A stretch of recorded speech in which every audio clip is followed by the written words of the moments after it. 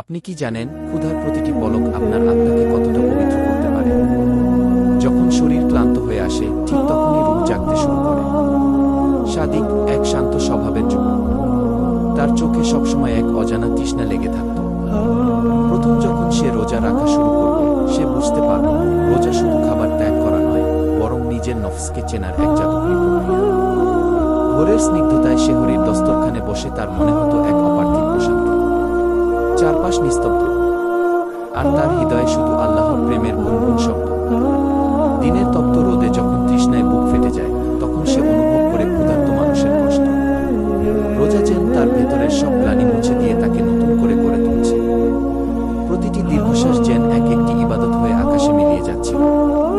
দিন যত গড়ায়, সাদিক বুঝতে পারে তার ধৈর্য, সহনশীলতা আর আত্মিক শক্তি এক অন্য উচ্চতায় পৌঁছে গেছে। কিন্তু আসল মুহূর্ত আসে ইফতারের ঠিক আগে। জায়নামাজে বসে কাপা হাতে সে দুহাত তোলে আসমানের দিকে। হে দয়াময়, আমি শুধু তৃষ্ণার্ত ছিলাম না, আমি ছিলাম তোমার রহমতের কানা। এই রোজা যেন শুধু না খেয়ে থাকা না হয়, হোক আমার পাপ মুক্তির সেতুবন্ধন।